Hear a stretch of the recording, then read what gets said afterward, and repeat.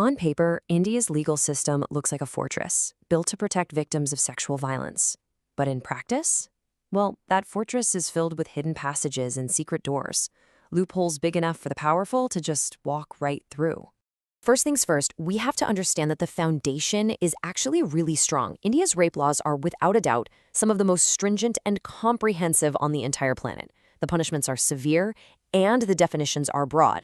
And that brings us to the central, really frustrating question we're tackling today. If the laws are so tough, why does justice feel so completely out of reach for so many people, especially when the accused is someone with influence? To really get why the system breaks down, we have to start by appreciating how it's supposed to work. So let's take a look at the law as it's written. This is a really big deal.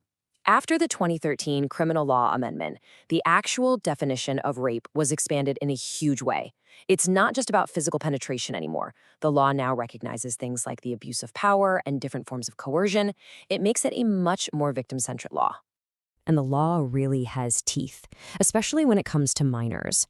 Under the Protection of Children from Sexual Offenses Act, or POCSO, the rape of a child under 16 carries a minimum, and I want to stress that, a minimum punishment of 20 years. In some cases, it can even go up to life in prison or the death penalty. And this is how it's all supposed to play out, a clear path to swift justice. The steps are crystal clear, and really importantly, they are mandatory. An FIR must be filed. A charge sheet must be filed within 90 days. The system is literally engineered for speed and efficiency. So that's the promise on paper. But here's the reality. That entire design, as robust as it seems, has one fundamental blind spot. It assumes everyone is on a level playing field. It just doesn't fully account for the corrupting influence of power and money. So where does it all start to fall apart?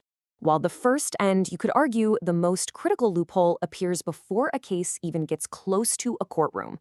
It's found in the power and discretion held by the police. This is where the whole system first becomes vulnerable. The police are the gatekeepers. They control when the official report, the FIR, gets filed. They can frame the charges in a way that makes them seem less serious. Basically, they control the case's initial momentum. Now, none of this is technically illegal, but it's the exact point where influence can derail justice right from day one. The Anna rape case is just a brutal and clear example of this in action. A 17-year-old accused a sitting politician of rape. But just look at this timeline. The FIR was delayed. The victim's own father was arrested and then died in police custody.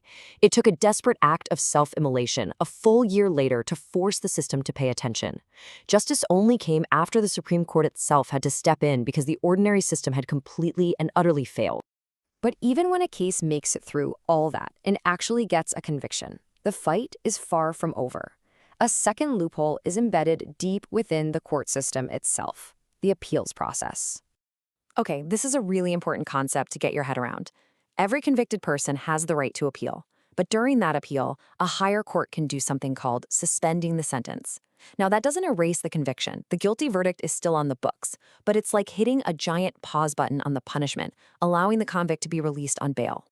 And how long is that pause? Well, a criminal appeal in India can take, on average, 5 to 10 years to finally be resolved.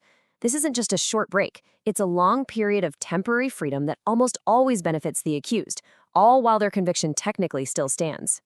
And let's bring it right back to the Anna case. Even after being convicted and sentenced to life, Kuldeep Singh Sengar's sentence was suspended and he was granted bail while his appeal was heard.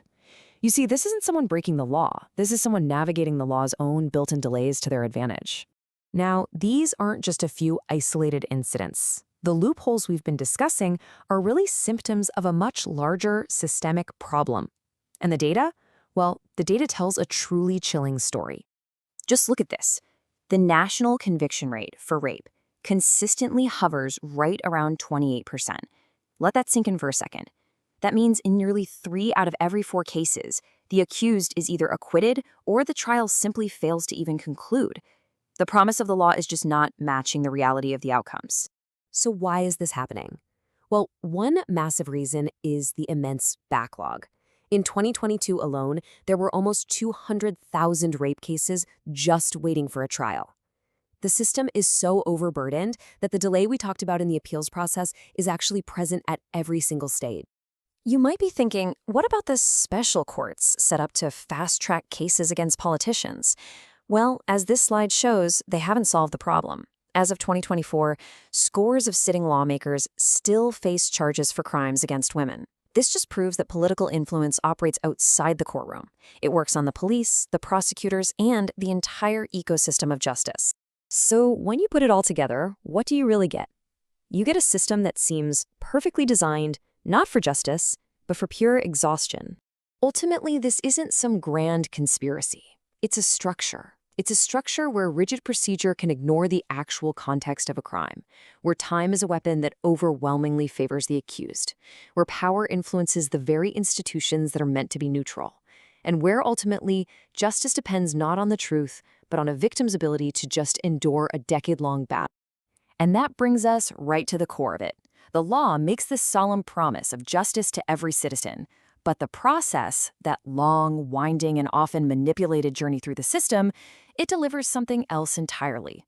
Pure, relentless exhaustion. And that's the question we're left with, isn't it? It's a question that doesn't exist in any law book, but it's one that cuts to the very heart of this issue. When the fight for justice becomes a form of punishment in itself, have we lost sight of what justice even means?